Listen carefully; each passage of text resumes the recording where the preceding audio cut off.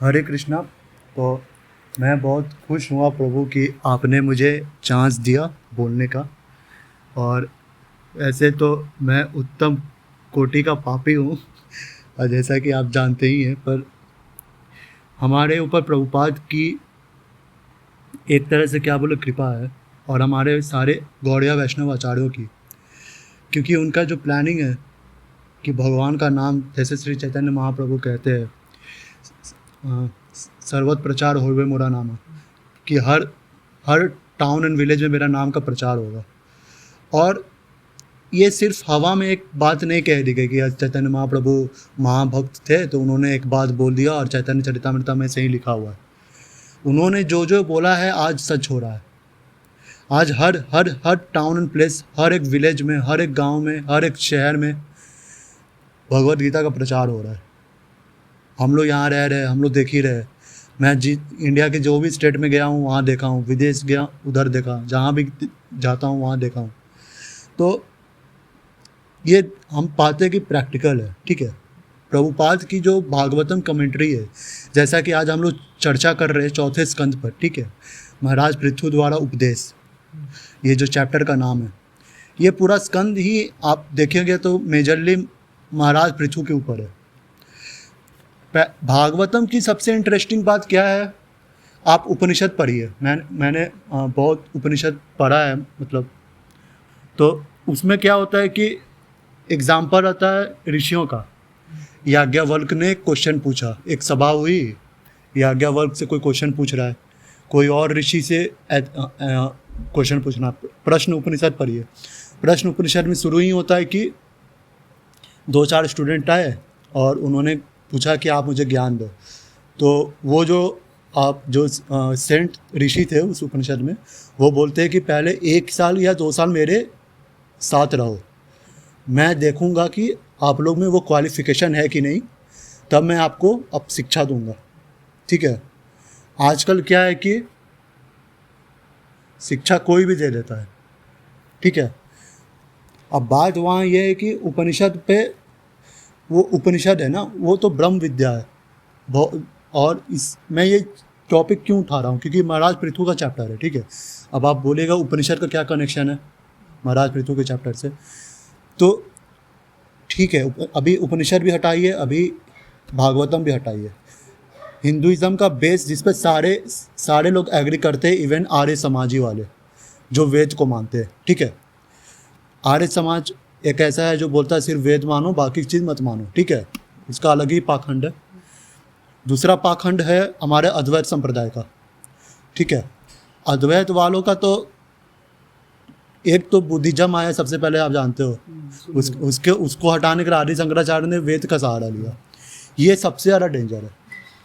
लोग बोलते हैं बुद्धिस्ट मायावादी को प्रच्छन्न बौद्ध, ठीक है। मेरा मानना है कि बौद्धों को बोलो प्रच्छन्न मायावादी, ठीक है। बौद्धों ने बोला स्क्रिप्चर मत पढ़ो, अरे तो वो तो इस्लाम वाले भी बोलते हैं, क्रिश्चियनिटी वाले भी बोलते हैं हिंदू की स्क्रिप्चर मत पढ़ो, ठीक है। बात ही क्लियर, हटाओ। मायावादियों का क्या है, हमारा बुक ले भागवतम पर कमेंट्री करेंगे, भगवान को उड़ा देंगे, ठीक है। सबसे पहले भगवान को उड़ाएंगे, हाँ, फिल्म से हीरो गायब, उसके बाद कमेंट्री शुरू करेंगे अपनी, ठीक है। इसलिए मुझे गुस्सा आता, अद्वैत का नाम सुनते ही मेरा बॉडी का पुर्जा गाली देने लगता है, ठीक है। पुर्जा गाली बोलता है। और उनके हर किताब में भगवान का बेइज्जती किया हुआ। नारायण को सबसे पहले गाली दी है। आपको लगेगा कि अरे ये तो शुद्ध हिंदी में बोला हुआ है, पर आप उसका अर्थ पढ़ो, पूरा किताब पढ़ो, उसका कॉन्टेक्स्ट पढ़ो, तो उसमें सीधे सीधे गाली है भगवान नारायण को, ठीक है। मैं वीडियो बनाता हूँ तो बहुत लोग क्वेश्चन करते हैं, तो नारायण को गाली कहाँ बोली है।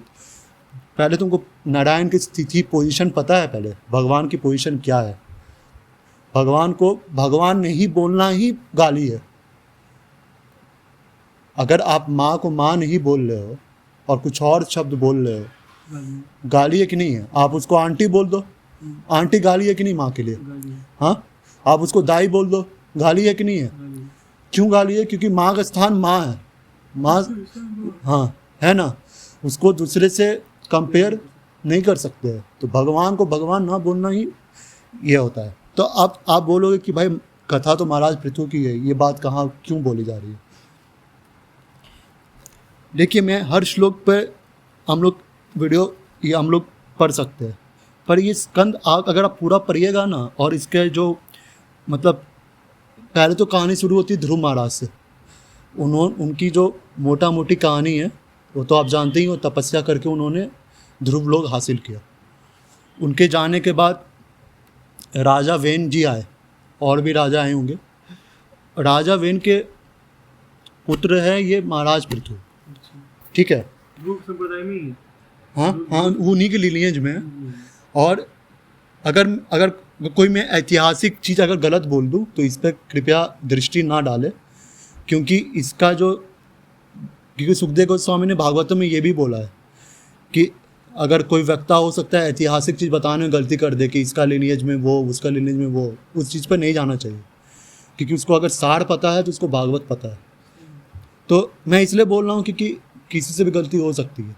तो अब मैं ये बात क्यों उठा रहा हूँ, क्योंकि मुझे इतना तो पता है कि वेन, राजा वेन शुरुआत में अच्छे थे, उन्होंने शुरुआत में धर्म पूर्वक राज किया, बीच में उनको अहंकार, हम लोग में भी कॉन्फिडेंस आता है ना, कुछ दिन रहने के हाँ कि हम भी शुद्ध भक्त बन चुके हैं, हाँ अब मतलब शुद्ध भी नहीं, मतलब अब भक्ति अच्छी हो रही है। जहाँ ये फीलिंग आई कि भक्ति अच्छी हो रही है वहाँ पर आपको माया ने धर दिया, गए आप गए वहाँ पे।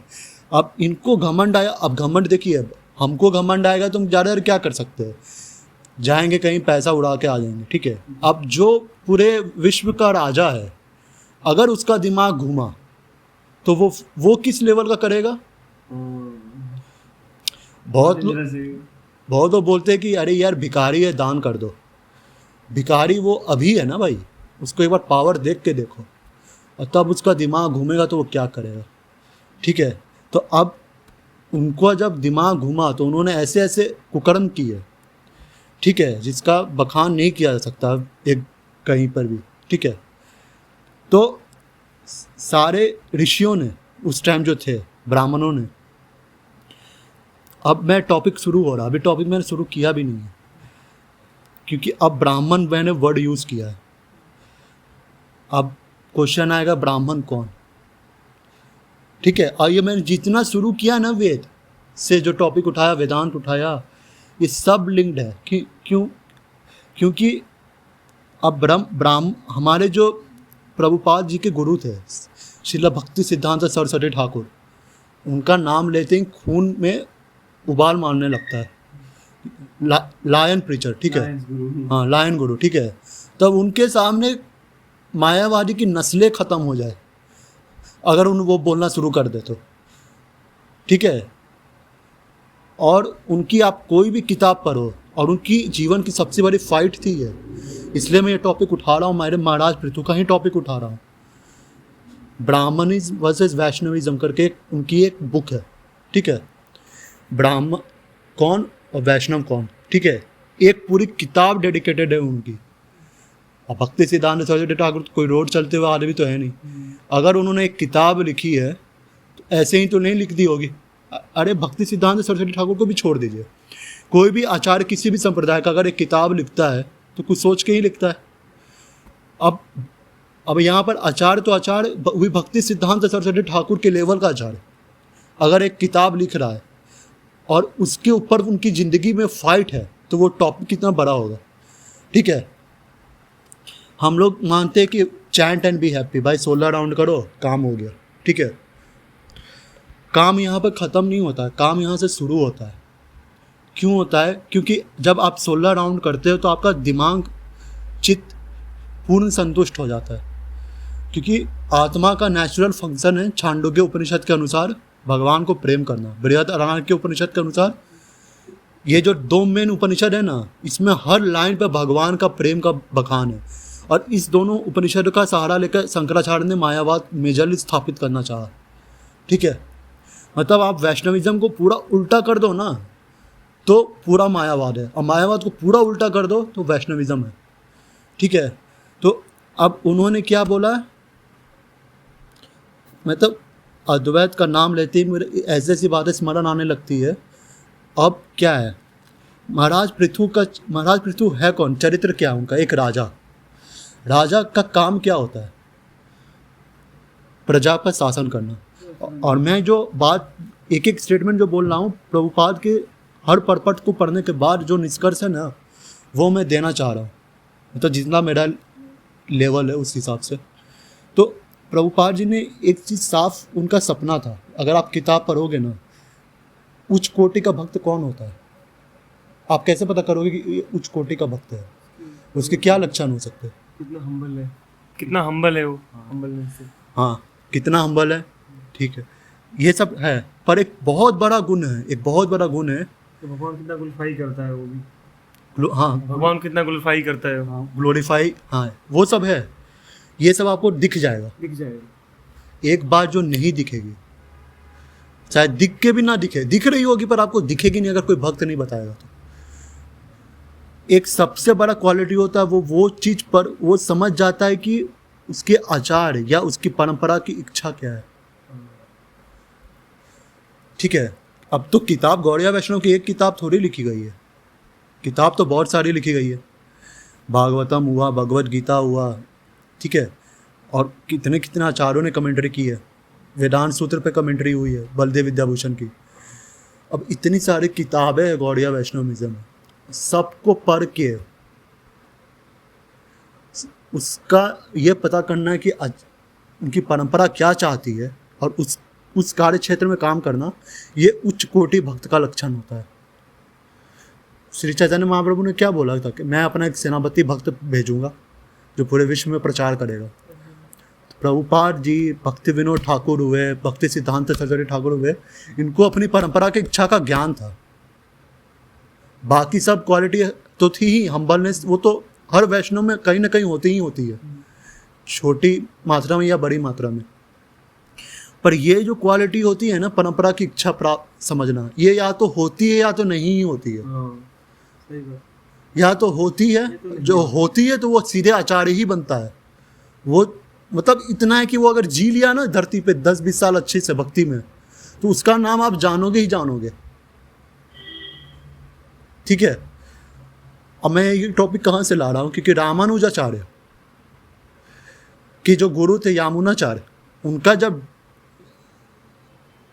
अपना जब देह त्याग कर रहे थे, उनकी 3 इच्छा थी।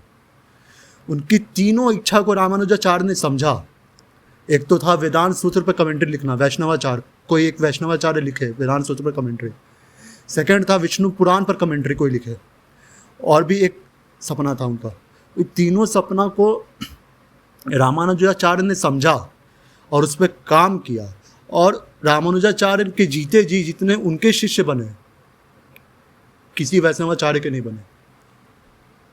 अभी शायद जय पताका स्वामी महाराज के वो तो हो ही चुका है, पर मैं एज अ लेवल जो रामानुजाचार्य का है, समझ रहे हैं ना। तो ऐसे ही प्रभुपाद जी ने जो इच्छा समझी पूरी परंपरा की, और जैसे हम लोग पहले डिस्कस कर रहे थे लेक्चर्स, ये मतलब इसके ऊपर बोलने से पहले, कि प्रभुपाद ने जो हम लोग को गिफ्ट दिया है ये प्राइसलेस है। देखिए, हम लोग के जैसा आदमी अगर भक्ति पर आ सकता है तो कोई भी आ सकता है, कोई भी आ सकता है भाई। हम लोगों ने जो जिस लेवल के पाप किए हैं उसका कोई बखान नहीं है। तो अब मैं वो टॉपिक इतना बड़ा है ना कि प्रभुपाद ने अपने कमेंट्री में बहुत चीज़ लिख दिया है। तो मैं ऐसे ही यूट्यूब पे वीडियो देख रहा था, बहुत देखता हूँ, और ऐसी वैसी नहीं देखता, मतलब किन्हीं पाखंडियों के द्वारा फैलाया जाता है कि मनुस्मृति को उठा के फेंक दो, ठीक है।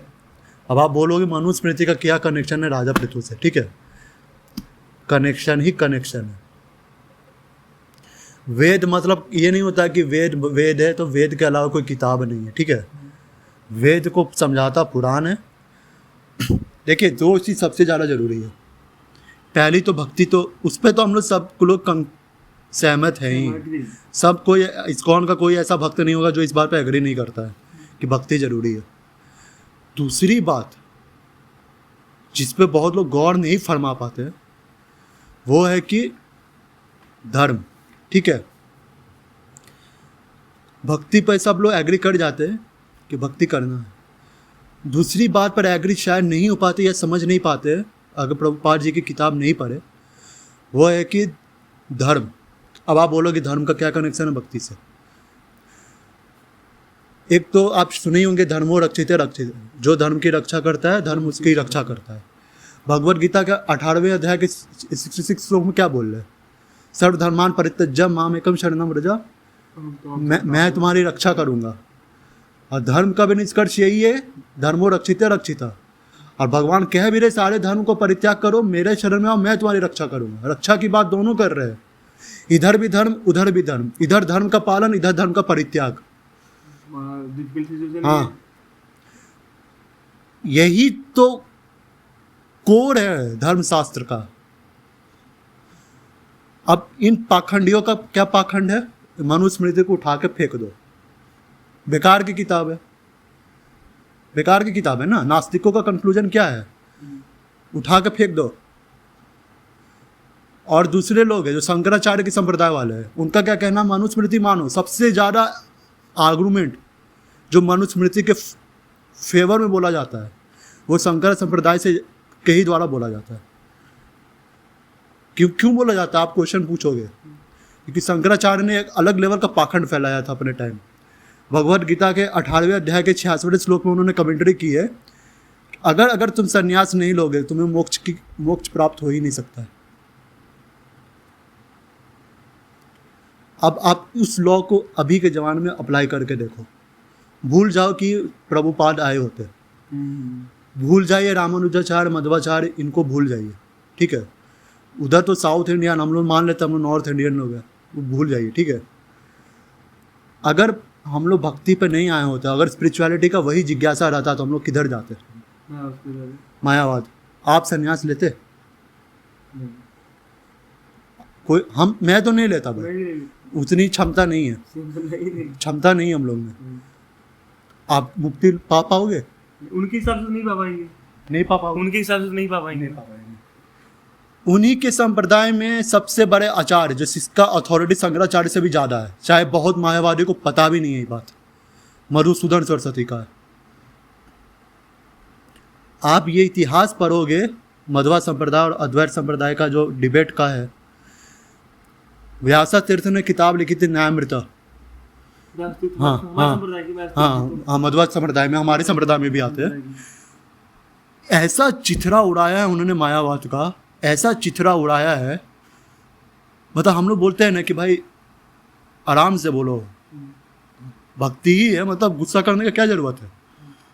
उन्होंने हर लाइन में गाली दी हुई है मायावादियों को। यहाँ तक बोला है बुद्धिस्ट थूकते हैं, मायावादी चाटते हैं। ऐसी भाषा खुलेआम लिखी हुई है, इसलिए बुक पब्लिकली अवेलेबल नहीं है, इसीलिए बुक अवेलेबल नहीं है। वो पढ़ लो तो आप पागल हो जाओ, आपका गुस्सा कंट्रोल ही नहीं होगा। उनकी वो संस्कृत में है ना, वेदांत सूत्र कितने लोग पढ़ते? नहीं पढ़ते हैं, उनको समझ में ही नहीं आ पाता भगवान को किस तरह से गाली दी है शंकराचार्य ने, छुपा छुपा के दी हुई है, आपको पता भी नहीं लगेगा। तो ये इन्होंने मनुस्मृति को उड़ा देते हैं। अब मनुस्मृति हम लोग छठे स्कंद में पढ़ते, 10 महाजन है। महाजन में मनु जी का नाम आता है कि नहीं आता? हाँ, 12 महाजन में नाम आता है कि आता है। हम लोग प्रभुपाद को ग्लोरीफाई करते हैं, बनता है, हम लोग को उन्होंने सेव किया है। मेरा क्वेश्चन है, क्या मनु जी के फेवर में हमें बोलना चाहिए कि नहीं बोलना चाहिए? क्यों या तो हम लोग इस बात पे एग्री कर ले कि महाजन का जो ये जो है श्लोक है वो ऐसे ही दिया हुआ है। नहीं, ऐसा नहीं, कुछ तो क्वालिटीज है ना, कुछ तो होगा ही, क्वालिटी है उनके अंदर। हाँ, तो अब जब ब्रह्मा जी का क्रिएशन वाला वो भी आता है, तो उन्होंने बोला है ना कि मनु के थ्रू आया हुआ है। मैं इस टॉपिक पर क्यों बोल रहा हूँ? क्योंकि महाराज पृथ्वी का पूरा जब आप पढ़िएगा ना, प्रभुपाद ने हर परपट में यही लिखा हुआ है, मनुस्मृति का पालन हो, पराशर स्मृति का पालन हो। आप मुझे एक परपट में एक लाइन दिखा दो जहाँ नहीं लिखा हो ये बात। पूरे की पूरी चौथा स्कंद इसी बात पर ही है, इसी बात पर जोर देने के लिए कि मनुस्मृति का पालन हो, वर्णाश्रम धर्म का पालन हो। भक्ति सिद्धांत सरस्वती ठाकुर का पूरे जिंदगी इस टॉपिक पर लग गया, ब्राह्मणिज्म वर्सेस वैष्णविज्म, सबसे बड़ी फाइट। हमारे जो ये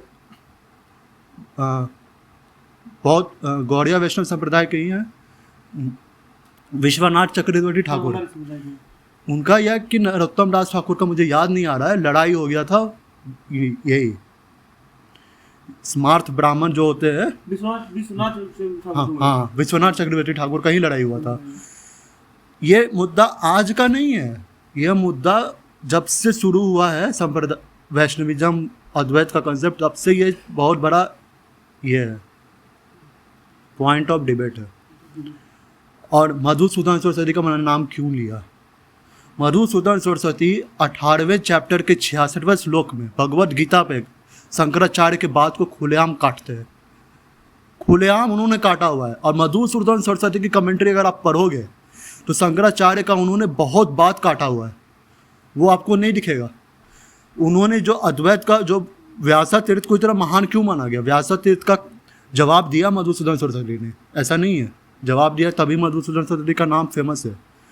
पर मधुसूदन सरस्वती को मजबूर होकर अपना बहुत सारा पॉइंट बदलना पड़ा था अद्वैत का, मतलब अद्वैत ये नहीं, अद्वैत ये है।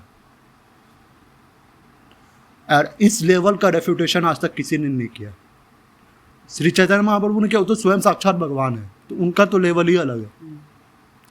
बलदेव विद्याभूषण ने खंडन किया क्योंकि भगवान कृष्ण ने उनको वेदांत सूत्र पर डायरेक्ट कमेंट्री लिखवाई थी।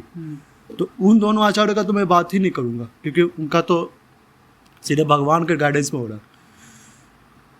तो मैं क्यों कह रहा हूँ, क्योंकि इन दो तरह के आजकल तीन तरह के लोग आपको मिलेंगे अगर आप इधर से, अगर भक्तों के समाज से दूर जाओगे। पहले तरह के लोग नास्तिक, ठीक है, भगवान को मानते ही नहीं है। दूसरे लोग मानते हैं पर पता ही नहीं है, जैसे हम लोग भी थे, थोड़ा मोड़ा तो मानते ही थे, आस्था नहीं थी, एकदम भी आस्था नहीं थी, पर सुनने को तैयार थे कि चलो एक बार सुन लेते हैं, सुनने क्या बताते हाँ, सुनने में क्या जा रहा है। तीसरे तरह के लोग अद्वैत वाले। अब मैं महाराज पृथु में अद्वैत को क्यों ला रहा, आप बोलोगे क्या कोई कनेक्शन ही नहीं है। कनेक्शन है। अब प्रभुपाद जी कह रहे हैं, भक्ति सिद्धांत सरस्वती ठाकुर कह रहे हैं कि मनुस्मृति का पालन करो, पराशर स्मृति का पालन करो। चलो आप कंक्लूजन पर आ गया, मेरे आचार्य ने कहा है पालन करने का, पालन करेंगे। अब शुरुआत कहाँ से करोगे? क्योंकि आपको तो बताया गया है कि भाई ये मनुस्मृति में जातिवाद है, ठीक है, हाँ, शूद्र बनाया गया। आप मॉडर्न एजुकेशन सिस्टम में जाके समझा लो। मैंने तो कितनों को समझाने का ट्राई किया, कितनों से लड़ाई हुई है। और मैं सोच रहा था कि भागवतम है, भक्ति भक्ति होगी, इसलिए प्रभुपाद मुझे पसंद है। आप वृंदावन चल जाओ, दूसरे संत महाराज के पास चल जाओ, वो रसिक करते रहेंगे। रसिक होना चाहिए, पर प्रैक्टिकलिटी भी होती है ना। अगर आपका मान लीजिए कोई लाख रुपया चुरा के चला गया, आप भक्ति कर पाओगे उस रात? 2 दिन, हफ्ता भर? अगर थोड़े गरीब हुए तो कर पाओगे? आपका रसिकपन कहाँ गया उस समय? आप बोलोगे कि आप बोलोगे कि भाई ये तुम मतलब जो भी रसिक कमेंट्री किया उसको तुम गाली बोलो। मैं गाली नहीं बोलना। अगर आप बोलोगे कि भक्ति भक्ति करो, धर्म को उड़ा दोगे, तो नहीं हो पाएगा। भक्ति योग तभी होता है ना, भगवान गीता में बोल रहे हैं ना कि आपका जो माइंड है सबसे बड़ा एनिमी है, आपका सबसे बड़ा फ्रेंड भी है। जब आपका माइंड अंदर से ही रिवोल्ट कर रहा है तो आप चैंट कर पाओगे। हम लोग को सुबह नींद आते रहता है, एक तो नींद तो कंट्रोल होता नहीं। आपका लाख रुपया कोई चुरा के ले गया, आपके घर में, आप यहाँ हो, आप जहाज पर हो, आपका कोई माता पिता घर में मर गया, कोई अस्थि उठाने वाला है ही नहीं, ठीक है।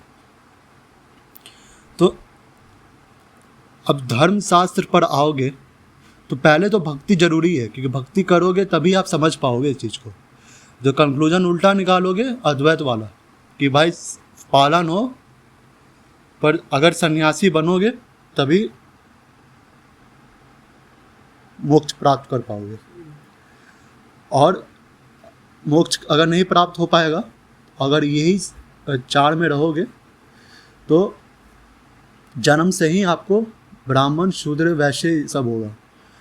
और ये भागवत अपने श्लोकों में क्या कहती है मैं आपको बताता हूँ, एग्जैक्ट श्लोक बताता हूँ।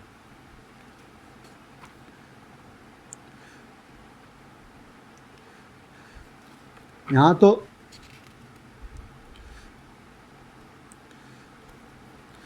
देखिए ये है चौथा स्कंद और 21वां अध्याय है शायद और 31वां श्लोक है, ठीक है, 31। यहाँ सीधे है कि भगवान के चरण कमल, यहीं से शुरू हो रहा है श्लोक। अब मैं इसके आगे क्या बोलूँ। महाराज पृथु शुरुआत ही करते श्लोक के भगवान के चरण कमलों की सेवा करो, तो उससे तुम्हारे सारे विगत कर्म, ये आपका मन संतुलित हो जाएगा, ठीक है। अब ये मन संतुलित करने का क्या क्या कंसेप्ट है भाई, जब करो हो जाएगा। देखिए यही देखिए ना, यत पाद, उनके जिनके चरण कमल। अब मायावाद है तो भाई भगवान ही नहीं है, भगवान ही नहीं है, निर्गुण ब्रह्म। तुम क्या मनुस्मृति डिजाइन करोगे, ठीक है। तुम्हारा तो चरण कमल का कंसेप्ट ही नहीं है ना तुम्हारे संप्रदाय में। नहीं बोलोगे नहीं नहीं कंसेप्ट है, पहले सगुण की भक्ति करो उसके बाद निर्गुण में चले जाओ। ये बेवकूफी है। हम लोग लिखो फेंको पेन यूज नहीं करते हैं, लिखो उठा के फेंक दो, ठीक है। और आप देखोगे कि 25वां श्लोक में महाराज पृथु खुद ही बोलते हैं कि तुम अपने राजा की मृत्यु के बाद, मतलब खुद बोले मेरे मृत्यु के बाद भी वर्ण या आश्रम को अपनी अपनी स्थितियों के अनुसार उसका पालन करो, ठीक है। कितना इम्पोर्टेंस हो आश्रम का। और मैं इसलिए बोल रहा हूँ ना क्योंकि मैंने मॉडर्न एजुकेशन सिस्टम देखा है, आप भी देखे हो, सबको ही देखा हुआ है। कितनों को तो पता ही नहीं होता लाइफ में करना क्या है। कैसे कमाओ, नौकरी करो बस। नौकरी करना भी खराब नहीं है ना, पर कितनों को नौकरी करना है उसको तो पता ही नहीं है कि उसको नौकरी करना है कि नहीं करना है, कहाँ करना है, ठीक है। और इससे बहुत कुछ है, मतलब मैं अगर शायद कल भी बोलूँ या परसों भी बोलूँ, क्योंकि गुस्सा बहुत है इसके खिलाफ। नहीं, क्योंकि बहुत लोग ऐसा फैला रहे हैं नेट पे और सोशल मीडिया पे कि ये किताबें बेकार है, ठीक है, इनको जला दो, फेंक दो। और क्या बोलते हैं कि ये बातें वेदांत में पहले से मौजूद है, ठीक है, तो मनुस्मृति का क्या काम, ठीक है। और वेदांत उनको पता नहीं, जबकि आर्य शंकराचार्य ने मनुस्मृति को कोट किया हुआ है अपने वेदांत सूत्र में, ठीक है। दो तरह के मायावादी आजकल मार्केट में, ठीक है। पहले तो जो शंकराचार्य वाले कट्टर वाले, ठीक है, और दूसरे वो जो रामाकृष्णा, स्वामी विवेकानंद, इन लोगों को अपना गुरु मानते हैं, ठीक है। तो इन लोगों का अलग ही कंसेप्ट चलता है। आधा शंकराचार्य को उठाएंगे, आधा थोड़ा भक्ति भी घुसा देंगे बीच में, और थोड़ा शंकराचार्य को उड़ा भी देंगे, ताकि कैसे भी लोग मेरा फिलॉसफी फॉलो अप कर ले। मतलब आप उस टाइम क्वेश्चन पूछो, उस टाइम ही वो फिलॉसफी बना देंगे, बिना बात के फिलॉसफी बनता है उनका, ताकि आप उसको फॉलो कर लो। कोई संप्रदाय नहीं है। अगर संप्रदाय होती तो भाई शंकराचार्य से दीक्षा तो लेते हैं एटलीस्ट। दीक्षा क्यों नहीं कोशिश क्यों नहीं की दीक्षा लेने की? आप कोशिश ही नहीं करते हो। पहले स्टेटमेंट दो ना कि आज के जो शंकराचार्य है वो यूजलेस है, शंकराचार्य की फिलॉसफी यूजलेस है, उसके बाद तुम क्वेश्चन करना शुरू करो। आप सीधे महाभागवत मनु जी का नाम लेने लगते हो। अब आप तुम महाभागवत भक्त का नाम लेकर गाली करोगे तो फिर भक्त लोग तो वीडियो बनाएंगे कि नहीं बनाएंगे? बनाएंगे। और मुझे इस बात पे बहुत गुस्सा बढ़ता है। ठीक है, मेरे चैंटिंग हो पाएगी नहीं हो पाएगी वो बात की बात है। प्रसाद खा पाऊंगा आज के दिन, नहीं खा पाऊंगा बात की बात है। किसी भक्त को मतलब आपके फैमिली में आपको खाना मिले ना मिले चलो बात की बात है। आपके सामने आपके भाई को कोई मार दे 2 थप्पड़, नहीं बर्दाश्त होगा, बर्दाश्त नहीं ना होगा। मैं जो भी पाप कर लूँ मैं नरक जाऊंगा, चला जाऊंगा। आप मेरे सामने एक महाभागवत को गाली दे रहे हो, खुलेआम दे रहे हो। आप मनु जी को सही में बहुत लोग गाली देते हैं, बहुत लोग गाली देते हैं। उन्हीं से हम लोग उत्पत्ति है, कहीं देखा जाए तो माँ ब्रह्मा जी उन्हीं के सहारा लेकर के तो पैदा किया हाँ, मनुष्यों को।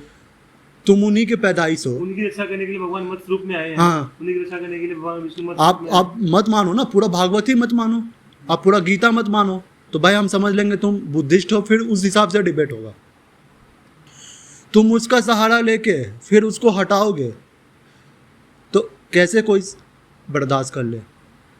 और महाराज पृथु का चैप्टर में क्यों प्रैक्टिकल चैप्टर है ना, बहुत ही है। एक राजा का, हाँ, और क्या मैं बोला था कि उपनिषदों में बोला जाता है कि एक साधु एक ऋषि क्वेश्चन कर रहे हैं, ठीक है। भागवत में आप देखिएगा अधिकतर कहानियाँ कथा जो है राजाओं के ऊपर है। महाराज ध्रुव हुए, पृथु महाराज हुए, इंद्र और वृत्रासुर का भी है, ठीक है। और भी बहुत राजाओं का है, ऋषभ देव जी का भी है, भरत महाराज जी का है, श्री रामचंद्र का जी का भी है। तो इस सब राजाओं को क्यों उठाया जा रहा है? उपनिषदों की तरह होती, दो ऋषि आपस में संवाद कर रहे हैं। वैसे शुरुआत तो ऐसे ही हुई, जैसे सुखदेव गोस्वामी महाराज परीक्षित जो सुन रहे भागवत, वो भी राजा है। तो राजाओं का कैरेक्टर क्यों लाया जा रहा है बीच में? क्योंकि भाई राजा अगर फॉलो करे तो बाकी प्रजा फॉलो करे। बस आपको समझ में आ गया चैप्टर पूरा 14 स्कंद, पढ़ने की जरूरत नहीं है। आपने सार ले लिया ना, सार ले लिया उस चीज का कि राजा अगर सही हो तो प्रजा सही होगी, अगर प्रजा सही हो तो राजा सही होगी। और अगर धर्म स्थापना हो गया तो हम लोग भक्ति पर बात कर सकते हैं। भीष्म पितामह, पूरा महाभारत में यही हो रहा है ना, धर्म और अधर्म का लड़ाई है, बीच में फंसे भीष्म पितामह जो भक्त है। ये हम लोग का कहानी भीष्म पितामह जैसा ही हो जाएगा, ठीक है। भक्ति तो जानते हैं, अधर्म के दुनिया में फंसे हुए, करे तो करे क्या। हम लोग का यही ना है सबसे, क्या होता है दिमाग में। ऑफिस जाइए तो वहाँ अगर आप खाना क्या मिलता है, आप बाहर जाओ खाना क्या मिलता है, ठीक है। आप मूवी है, क्रिकेट है, फुटबॉल है, सब कुछ है, हर जगह अधर्म फैला हुआ है, चोरी चकारी, मांस मछली, ठीक है, सब कुछ फैला हुआ है। उसके बीच आपको भक्ति करने बोला जा रहा है। पॉसिबल से लिखती। हाँ, अब भगवद गीता में भगवान बोलते हैं कि जब जब धर्म का विनाश होगा तो मैं स्थापना करने आऊँगा। तो भगवान को हम लोग क्यों उतारना चाहते हैं ज़मीन पर? अगर वही चीज़ की स्थापना अगर एक जो किताब से हो सकती है, मनुस्मृति से हो सकती है, तो हम लोग क्यों उतारना चाहते हैं? और मैं ये क्वेश्चन मैं क्यों उठा रहा हूँ, क्योंकि एक डिवोटी थे जो वर्ण व्यवस्था से थोड़े नीचे समाज से आते थे, ठीक है। उन्होंने भक्ति स्वीकार कर लिया, पर बोले कि मैं भी जानता हूँ कि मनुस्मृति में बहुत अच्छी बातें लिखी हुई हैं, पर किसी ने एक्सप्लेन नहीं किया मुझे आज तक वो बात, ठीक है। तो मैं ये क्वेश्चन पूछना चाहता हूँ कि कोई इस पर कमेंट बोलने का प्रयास करे, ठीक है। मैंने वो बात को इग्नोर कर दिया, उस समय मैं ध्यान नहीं दिया, बोला कि आप भक्ति करो, आप सही हो जाओगे, उसको कुछ हाँ समझ में आ जाएगा, भगवान अंदर से समझा देंगे। पर मैं ये 4था स्कंद खोला तो मैं अंदर से हिल गया। प्रभुपाद ने हर परपट में लिखा हुआ है, हर परपट में लिखा हुआ है।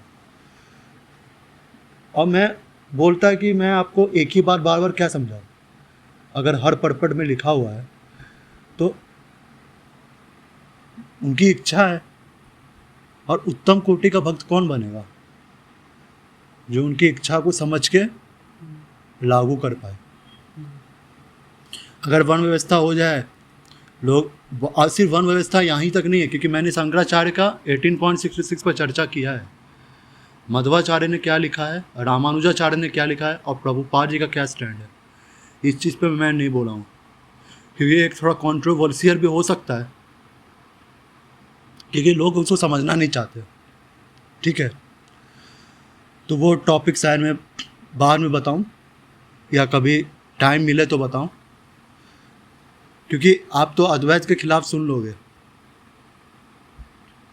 और वैष्णविज्म को आप थोड़ा ब्रॉड माइंडेड होकर अगर सुनोगे, ठीक है, तो आपको समझ में आएगा कि सारे वैष्णवाचार्यों का एक ही मत है, पर उन्होंने लिखा ऐसे है कि इसको बहुत लोग समझ नहीं पाते, ठीक है, घुमा फिरा के लिखा है। छांदोग्य उपनिषद का अगर आप भाष्य पढ़ोगे मध्वाचार्य का, सही से पढ़ोगे, तो वहाँ पर, मैं ये बात ऑनलाइन नहीं बोलना चाहूँगा, पर मैं आपको प्राइवेटली बताऊँगा, ठीक है, क्या क्या लिखा हुआ है। कठोर उपनिषद भी है। हाँ, कठोर उपनिषद बहुत मैं तो ऐसा ऐसा चीज़ अगर नेट पर नहीं बोलता हूँ, उनके किताब में एज इट इज जो प्रभुपाद कहना चाहते हैं वही लिखा हुआ रहता है। लेकिन मानने को तैयार नहीं है। प्रभुपाद क्यों क्यों फेमस हुए हैं? अरे सब चीज़ हटाओ, हटाओ ज्ञान साहब, साइड रखो। प्रभुपाद को क्यों विश्व का आचार्य बोला जाता है? आप भक्त बना के दिखाओ ना। दर्जनों लीटर खून बह जाता है एक भक्त बनाने के लिए, कन्विंस करने के लिए फिलॉसफिकली उसको कि भाई तुम मंदिर आ जा। अगर पिछले जन्म का सुकृति को हटा दे, ठीक है, और सिर्फ इस जन्म को लेके चले कि आओ अब से स्टार्ट करते हैं, तुमको भक्त बनाने का प्रयास करते हैं। भक्ति सिद्धांत बोलते थे कि दर्जनों खून लीटर का निकल जाएगा एक भक्त बनाने में। तो यही कहानी हो गई है, और इसलिए गलत फिलॉसफी को काटना बहुत ज़रूरी है, क्योंकि भक्त लोग को ही पता है ना सही फिलॉसफी। हम ही बोलना छोड़ देंगे तो फिर कौन बोलेगा? जो गड़बड़ है समाज में फैलते जाएंगे। अगर हम लोग मनु का जी का साथ नहीं देंगे तो फिर तो लोग कर ही उपद्रव मचाएंगे। तो फुली लाइसेंस हो गया, लाइसेंस होगा। कुछ लोग बोलेंगे जला दो, कुछ लोग बोलेंगे जन्म से मानो, ठीक है, और कुछ लोग अलग ही पाखंड फैलाएंगे। गौड़िया वैष्णव संप्रदाय इसलिए सबसे महान संप्रदाय मुझे लगता है, और संप्रदाय वालों को तो अपना अपना लगेगा ही, क्योंकि इन्होंने शास्त्र का व्याख्या वैसा किया है ना जैसा चाहिए। गोल मटोल नहीं किया उसमें, कुछ भी गोल मटोल कुछ नहीं किया है, जैसा चाहिए और जो हर परिस्थिति में लागू होगा, हर परिस्थिति में लागू होगा। आप बोलो, अब जन्म से हम लोग देख ही रहे, जिसको भक्त बनना हो तो बन जाता है, चाहे, क्योंकि हमारे जो इतने आचार्य है ना, वो लोग कभी ये नहीं चाहे कि हमारा नाम हो। हाँ। हमेशा भगवान को ग्लोरीफाई किया है, चाहे प्रभुपाद जी हो, चाहे भक्ति सिद्धांत, जो भी है, सब लोगों ने भगवान को ग्लोरीफाई किया, अपने गुरु को ग्लोरीफाई किया, उन्होंने खुद पे कभी क्रेडिट नहीं लिया। हम लोग हमेशा बोलते हैं शंकर संप्रदाय, ठीक है, हम लोग फलाना संप्रदाय आचार्य का नाम से बोलते हैं।